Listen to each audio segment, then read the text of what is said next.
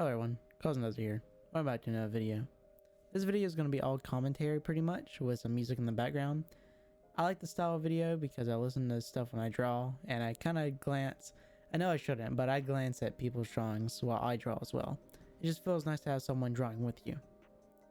Now the construction process of this was pretty straightforward. I used the torso first because I wanted to size the drawing to the paper. I have a problem with sizing. I'm not that great at it, but in the end I eventually think I got it right. I got all the details I want in there, as you'll see in the end. So anyways, why One Punch Man? Well, my dad's seen Demon Slayer, My Hero, One Punch Man, and a few other anime, and I'm pretty sure this was his favorite anime, like, ever. He even wants to cosplay as One Punch Man if we go to a convention or something like that. He was telling me, oh, look up a yellow onesie on Amazon. I gotta get it. You know, he really likes this anime. So the markers I used in this are Copic markers. I did not use any color pencils. The fine liners I used in here are the Copic ones. And I believe I used some, I can't remember what they're called.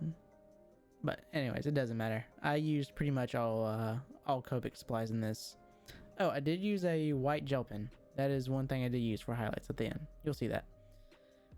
So let's talk about my drawing journey so far. I've been drawing for about 4 to 5 years now. Am I where I want to be? No, I'll talk more about that later on in the video. But anyways, so I've started off not using reference and just trying to draw from my imagination, and I'll do a sketchbook tour later. That really got me nowhere. Drawing with reference is really what got me where I am right now, to where I have the ability to draw this character. I don't think I drew him perfectly, because I see more flaws in my art than, you know, anyone else does, and I'm really tough on myself about it, because I really want to be able to draw from my imagination and have all the ability that a pro artist has with only 5 years of work, when they've probably been drawing for maybe 30 years, 20 years. And so I picked up the construction method. I looked up a bunch of videos. It's just been a really long process. Now with the construction method, I'm not great at it. I just kind of throw shapes there to just make sense of them, and I don't know, it's real hard. It gets to me sometimes. And so anyways, as I got better with that, I started using fine liners, and I would ink straight onto the paper. And then, you know, I didn't ever have the original copy of the sketch to say, because I would always just finish it by laying the ink on top and coloring it. Well, anyway, eventually I got to the point where I wanted to have the copy. So I would take the copy, put it under the light box, and then do a sketch over there, or like ink on top. And then I would just have that line art, and then the sketch. And so then I would color the sketch. But now what I've been doing is I have been drawing the line art with a light box, as you can see right here. And then I'll go in using what I call the no line method of coloring with Copics. And I basically do not fine line until I have an idea of where I want lines, because I like realism in a sense in my art. I don't like the super anime cartoonish kind of look with the lines everywhere. It kind of distracts me and kind of flattens everything. Oh, by the way, here's a real-time process of the video. I like seeing what it looks like whenever people draw in real time, and this is a real-time coloring, so I hope you enjoy it. Anyways, back to the no line method. As you can see right here, I laid down the shadows, and I have no lines on it except for the eyes, the mouth, and the nose right now. So what do I do after this? I color in the full thing, shading and all, and then I add line and stuff where I want to. Now, I have done another drawing like this, and I like it a lot. It was actually this Super Saiyan Shaggy. You know that meme where Shaggy was like the greatest warrior of all time? He was like super strong. there's like a bunch of fan art that people would make of it, like joke art of it. And I happened to copy one of the references. I did not trace over it. I actually had to draw it, and I noticed in their art that they had line work and did not have line work. I have this hate and love relationship with line art because I love it and I want to see it, but at the same time, I just don't like it in my work. I like having realism and the shading and all that, but I also like the shape that the line art gives it. It's very hard to explain. I'd have to show you what I'm talking about. Like, there's a drawing of Harley Quinn I saw that has line art, and it was super realistic.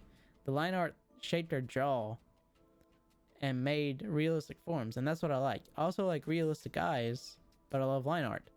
And it's just super hard to get a place where I like that with line art. It's super hard to explain. Sorry for the stuttering, but it's just I'm doing this no script, just me talking for about 17 minutes or so. Anyways, back to the line, the no line Shaggy I drew. So I copied that and did it, and I was like, whoa, this looks like super good. I did not do the light box with the pencil, like the regular lead pencil. Instead, I used a red pencil, and whenever I colored it, it turned the lead like orangish red, and then it eventually came back down to a normal red.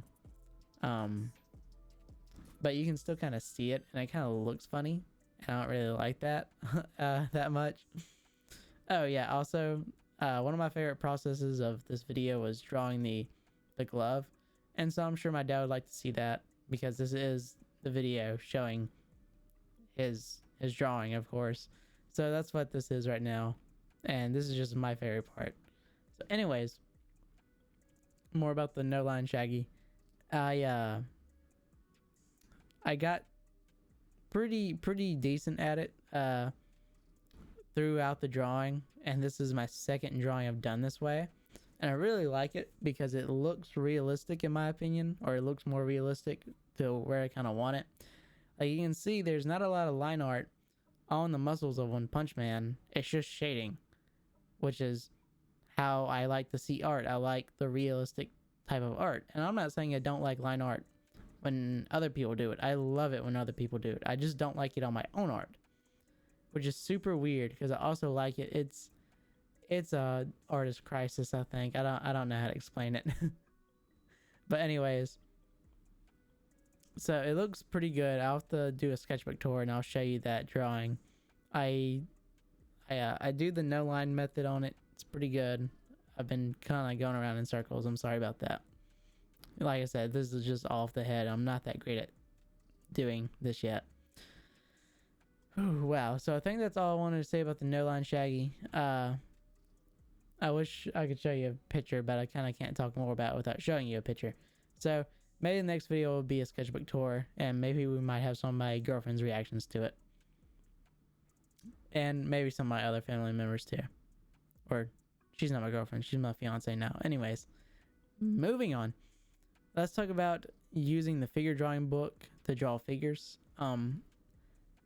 At first, one of the books I used was more talking about like a method and like the process of it, but would have no real like instruction. You're supposed to just incorporate it into your own drawing. Well, I like to have instruction. So what I did was I got this book. We got two more books, me and my family. And one of them is really like on how to draw figures, and it's like, use this, do this, this, and this. And so it's been working out pretty well. They wanted me to print out the book, wanted me to print out these references of people in sports and trace over it with tracing paper and all that good stuff. And I was going to do that. I just haven't done it yet because, man, just printing all that out on a printer, and then because the printer that we have is like not really for pictures, I would say it's mostly for regular old text and stuff like that. So, anyways, they wanted you to print that stuff out, and then you'd have to trace on top of it just the mannequin of it, like the mannequin of the figure, and then later on you'd go back and like try to get the accurate proportions down, because that's what you were doing, is getting the accurate proportions down while using that figure. So anyways, I haven't done that yet. I've been thinking about doing that digitally because I want to try it digitally. And man, digital art, I'll talk more about that in just a second.